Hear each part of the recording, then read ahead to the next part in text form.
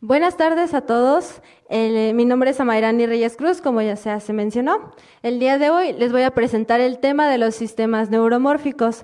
Este tema ha venido llamando la atención desde hace muchos años y de hecho está en una época de auge actualmente.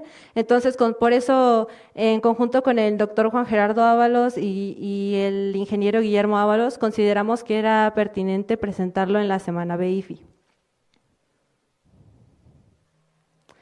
Primeramente, les daré una breve introducción acerca del tema. Les explicaré después cómo funciona el cerebro, que son las bases de estos sistemas, para posteriormente pasar a dar una definición concreta de qué es la ingeniería neuromórfica.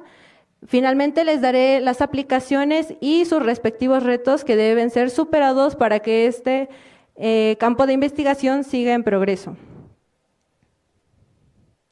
Primero me gustaría iniciar recalcando una frase que dijo el doctor Carver Mead, que fue uno de los pioneros de este campo. Él decía que como ingenieros sería una tontería ignorar las lecciones de miles de años de evolución. Y esto es justamente lo que la comunidad científica a lo largo de los años ha tratado de replicar. En este caso pueden ser los órganos del cuerpo o de la interacción de diversos animales en su hábitat natural, como por ejemplo los algoritmos bioinspirados. En este caso, sabemos que el cerebro es uno de los órganos más potentes del cuerpo humano y es por ello que los ingenieros han tratado de replicar su funcionamiento para hacer más ágiles a los sistemas computacionales. Primero debemos entender cómo funciona el cerebro. Recordemos que el cerebro humano es una biocomputadora muy sofisticada, que es de alto rendimiento y de bajo consumo energético. De hecho, esta se compone de una red compleja de neuronas entrelazadas por sinapsis.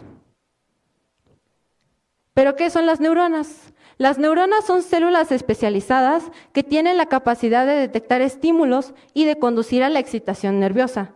Es importante saber las tres partes principales que lo componen. La primera son las dendritas, que son estas como ramificaciones que salen del núcleo de la célula. Estas van a recibir estímulos de las otras neuronas, ya que esta es la parte en donde se realiza la sinapsis. Posteriormente tenemos el axón, que es como el puente que va a conducir el potencial de acción hacia las terminales nerviosas, que podemos decir que son como pulsos eléctricos. Y finalmente tenemos los botones terminales, que son las terminales nerviosas, los cuales por medio de neurotransmisores van a hacerle llegar ese potencial de acción a la siguiente neurona. La sinapsis es la conexión entre las dendritas y las terminales nerviosas de cada neurona. Esta se representa de esta forma y principalmente debe existir primero una célula presináptica que va a ser la emisora del potencial de acción y una célula postsináptica que va a ser la receptora. El campo de estudio de la ingeniería neuromórfica se basa en todos estos conceptos que les acabo de presentar. Todo esto surgió de la idea a partir de un curso de física de computación que se impartió en la Universidad de Caltech, impartido por el doctor John Hopfield, Carver Mead, que ya habíamos mencionado anteriormente, y Richard Feynman. Asimismo, se le atribuye la creación de este campo al doctor Carver Mead con su libro Analog Very Large Scale Integration and Neural Systems. Ahora sí podemos pasar con cuál es el objetivo y cuál es la estructura de los sistemas neuromórficos. Su objetivo es reproducir los principios de la computación neuronal, emulando lo más fielmente posible al sistema nervioso biológico y representarlo en hardware y software. Cada una de sus componentes se relaciona con el sistema nervioso real. En este caso se van a crear neuronas. Existen dos tipos de neuronas en los sistemas neuromórficos. La primera sería los que tratan de replicar totalmente el comportamiento de las células biológicas, los cuales utilizan modelos mucho más complejos. Y por otro lado están las neuronas que solamente tratan de replicar las características más específicas del cerebro, de las neuronas del cerebro humano.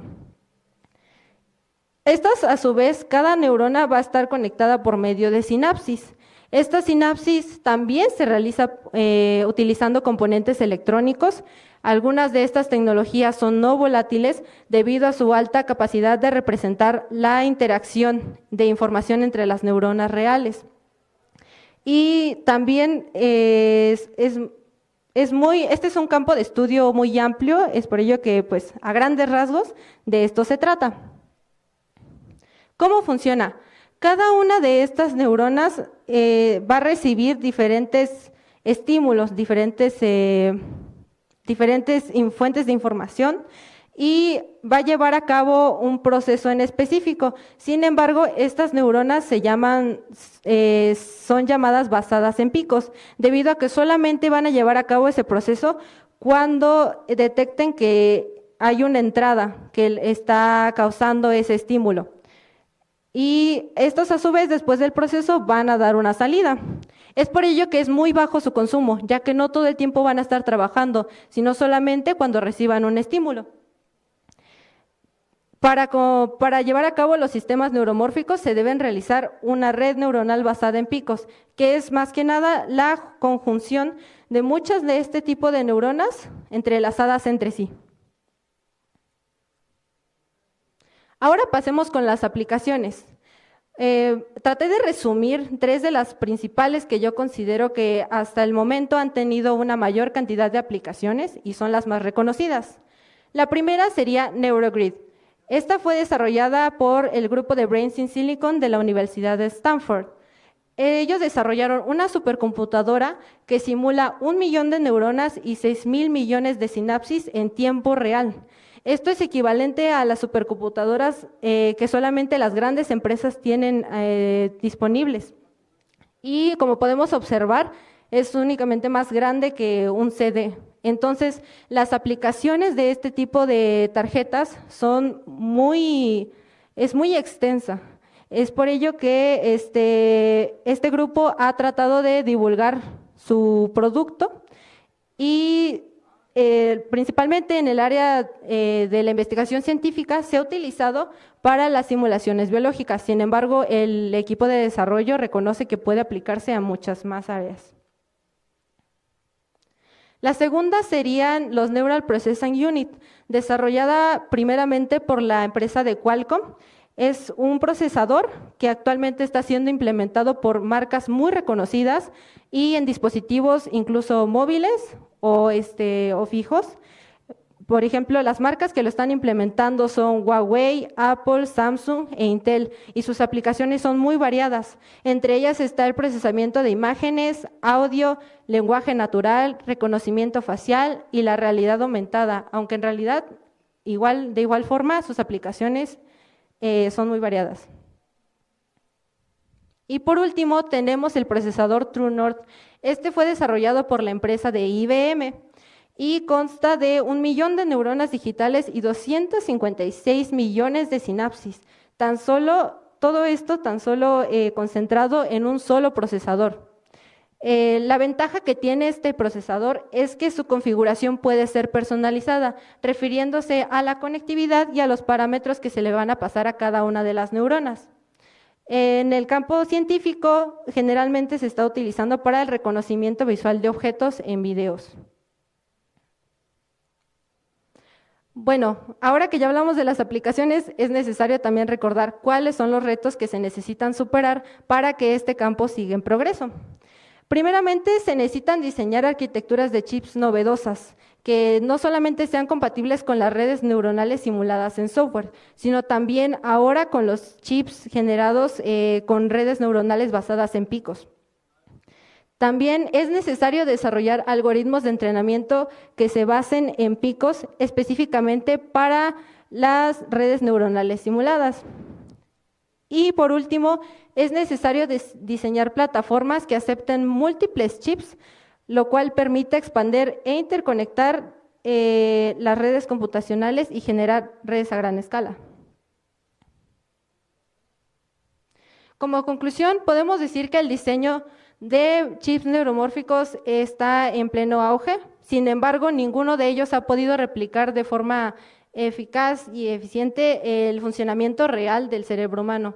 Es por ello que la comunidad científica debe hacer énfasis en este tipo de temas para lograr que la tecnología suba al siguiente nivel y pues principalmente que estas plataformas sigan evolucionando. Estas son mis referencias. Muchas gracias por su atención. No sé si tengan alguna duda.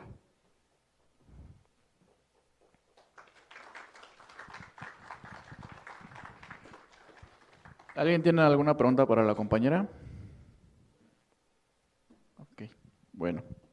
Si no, te entregamos tu regalito. Y otro fuerte aplauso para la compañera.